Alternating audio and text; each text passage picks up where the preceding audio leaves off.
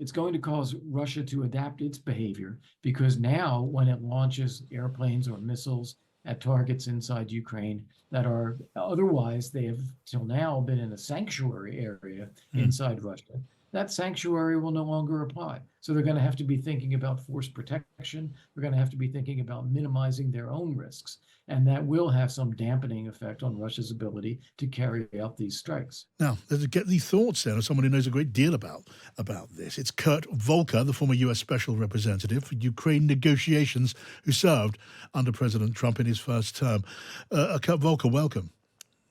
John, thanks for having me. Thank you for coming. First of all, what are your thoughts? What are your reactions to the news that Joe Biden has agreed for American longer-range missiles to be used to strike Russian targets?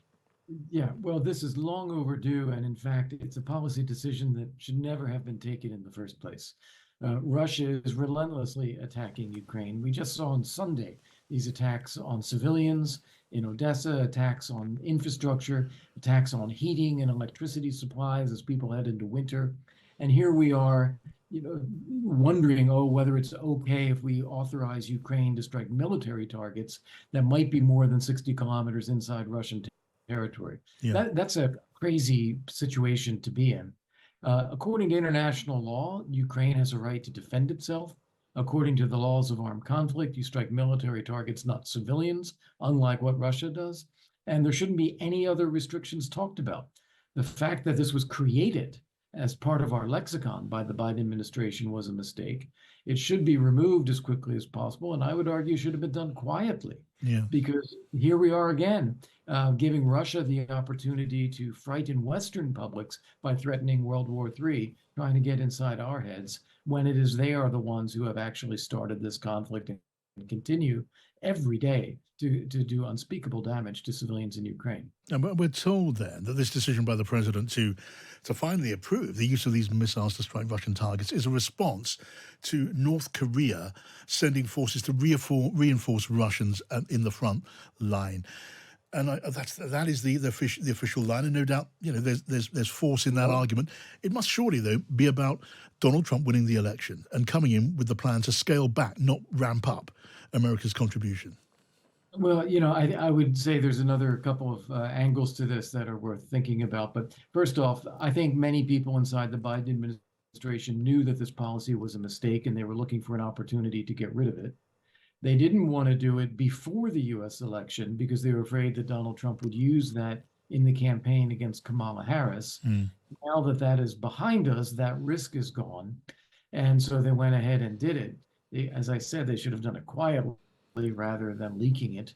And actually, as much as the Trump administration is going to, or the incoming Trump administration is going to criticize the recklessness of the Biden administration just for the sake of criticizing, the reality is that this puts them in a stronger position as they look toward promoting a peace next year. So is it your judgment then that when Donald Trump moves into the White House and becomes the 47th president in January, he will not immediately cancel this decision? He will not withdraw America's permission to use these weapons in this way? No, I don't see him withdrawing that at all. In fact, it's as I said, a decision that doesn't make any sense and shouldn't have been done to begin with. There's no reason to reverse that. The bigger issue that President Trump will grapple with is what do we do about the future of U.S. military assistance to Ukraine? Yeah. And I think he wants to first give Vladimir Putin the opportunity to end the war. He'll probably call Putin and tell him, end the war now. If Putin doesn't do that, Trump has said that he would then continue U.S. military aid to Ukraine, probably on a lend-lease basis rather than on a gift basis, but that would continue until he can get Putin to stop the war. Will the missiles, the use of American missiles, let's take it the British Storm Shadow missiles will not be used in the way that Keir Starmer would like. Will the American missiles turn out to be a game changer on the battlefield? Nothing is in itself a game changer. The accumulation of things is what helps one side or another side win a war. Like artillery is not a game changer until you have much more of it than your adversary.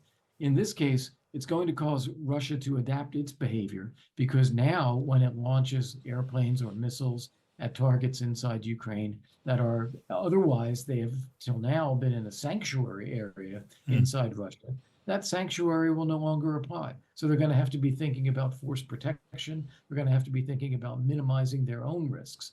And that will have some dampening effect on Russia's ability to carry out these strikes. Yeah. Look, the Kremlin and Kremlin mouthpieces like state media are talking about this decision as a step towards World War III, a huge Right. escalation and one that the West should fear. Do you not take that kind of talk seriously? They say this every time. They say this when we authorize the Stinger missiles. They say when we authorize tanks, HIMARS. Whenever you hear something coming out of the Kremlin, don't pay attention to what it is they're saying. Ask yourself, why are they saying it? I don't think Russia has any interest actually in launching World War III because they know they would lose. But they are saying this in order to get us to self-deter so that we don't do things that make their job of attacking Ukraine more difficult. Yes. It would, though, be difficult. No, I'm not merely speculating. It would be difficult, though, would it not, for Vladimir Putin and his mouthpieces in the Kremlin to issue a threat of massive escalation and then follow through with nothing? Would they not need to, from their point of view, respond in some way, whether through some escalation on the battlefield, if that's possible, or elsewhere? I've heard the undersea cables, which are valuable to the West, being targeted by Russia. That's one example. What are your thoughts on that? Yeah, well, I see the logic that you're bringing up here, except that the experience we have is that Putin makes these kind of threats all the time and doesn't follow through. And it seems like it is truly an information operation designed to affect our behavior. When that doesn't work, they drop it and move on. Okay, now let me ask your view on this question of Britain's contribution. We have the news just in the last few minutes that Joe Biden, according to unconfirmed, but it seems authoritative sources, that Joe Biden is saying to Britain, you cannot use your Storm Shadow missiles in the way that we plan to use our longer range missiles. What do you make of that? Is that purely about wanting to keep control of where the missiles are fired and at what? Yeah, I think that's too logical an explanation. I think this is just confusion on the part of the Biden administration. I think that they made this decision hastily or just saying, okay, now we'll do it.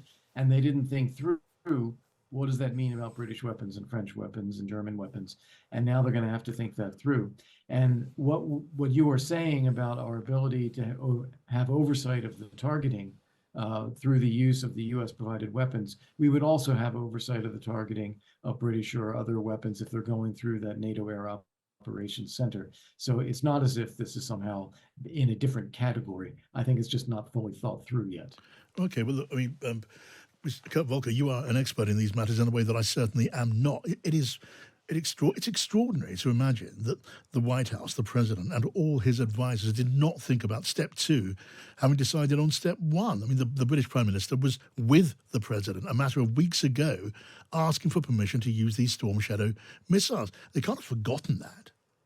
Yeah, I think that you have to be in Washington these days to really understand how much the post-election aftermath, the Trump nominees, the impending transition of government, the departure of people from the Biden administration, this has really created a lot of sense of disorganization and chaos. And I don't think it's anyone's intent to slight the UK or not be thinking about the UK.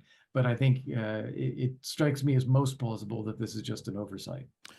Well, again, extraordinary. Again, Kurt Volker, really good to get your view on all of this. Thank you, Kurt Volker, who's a former special representative for Ukraine negotiations under Donald Trump. Clearly not impressed with what we've heard. The decision to allow the use of those American missiles has come too late. And the idea of a veto on British missiles being used in the same way, ill thought through in Washington. They didn't consider the meaning of all of this. It doesn't reflect terribly well on Washington, but we'll see what the repercussions turn out to be. And we'll talk about those repercussions in the course of the programme this afternoon.